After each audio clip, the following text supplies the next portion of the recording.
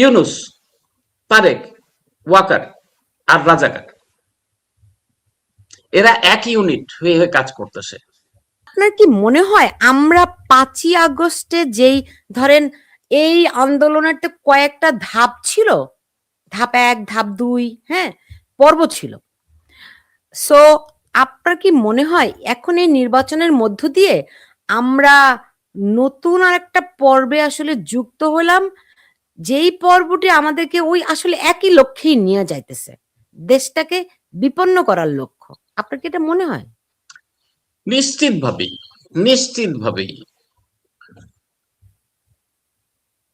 আপনার ইউনুস, তারেক, ওয়াকার আর রাজাকার এরা এক ইউনিট হয়ে হয়ে কাজ করতেছে। এদের মাথার উপরে আমার দেশকে ভাগ বাটোয়ারা করার জন্য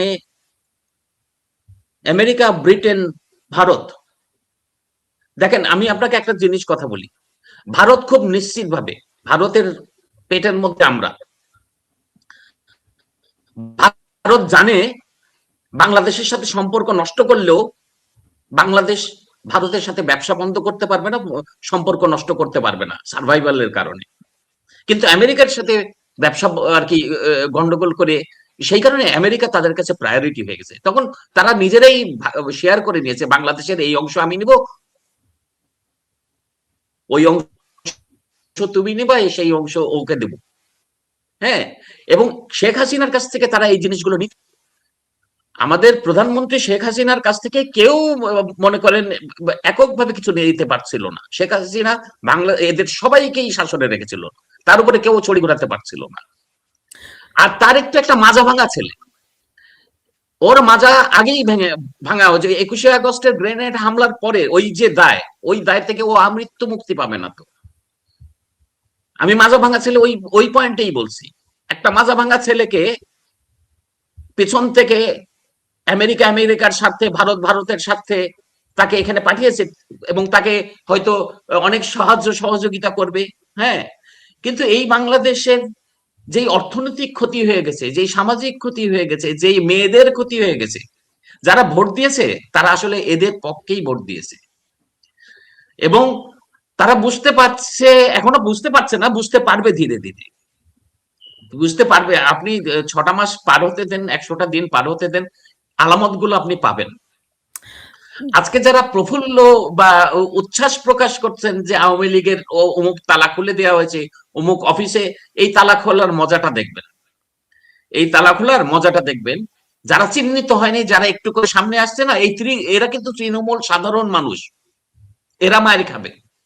নেতারা ওখান থেকে বক্তৃতা দেবে, টেলিফোনে বড় জোর কথা বলবে, পকেট থেকে 50 টাকা 100 টাকা চাঁদা পাঠাবে।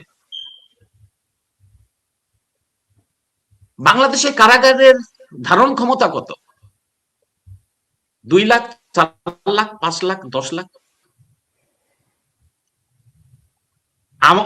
আওয়ামী লীগের সারা বাংলাদেশে যেই কমিটি আছে, শুধু দলের দলের পদ যারা হোল্ড করে তাদের সংখ্যা কত?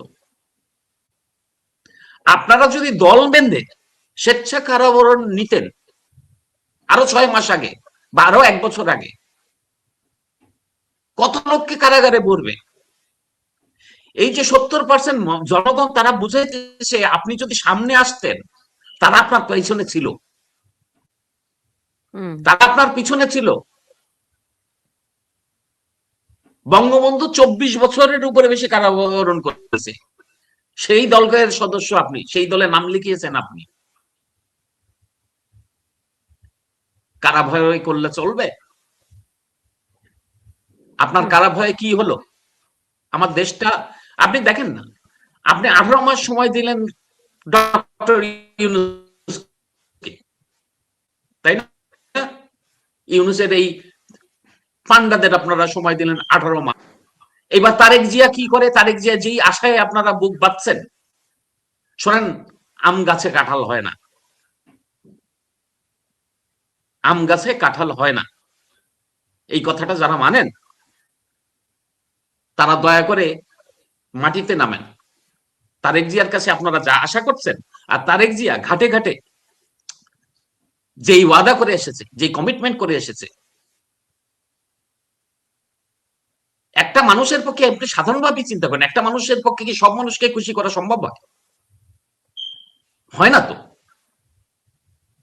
তো তারেক জিয়া আমেরিকাকে খুশি করবে, না ভারতকে খুশি করবে, না তার হিজবুত তাহরিরকে খুশি করবে, না তার আর্মিদের খুশি করবে, না এইসব সুশীল বদমাইশদের খুশি করবে?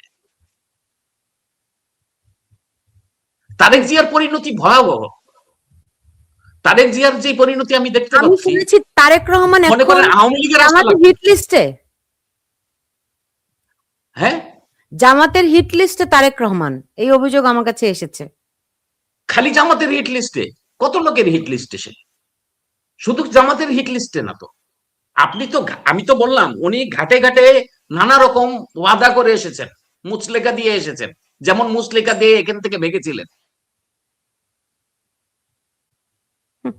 ওনার পক্ষে এতগুলো পক্ষকে কিভাবে খুশি রাখা সম্ভব আমি জানি না। মানে এই ম্যাজিশিয়ান হতে হবে।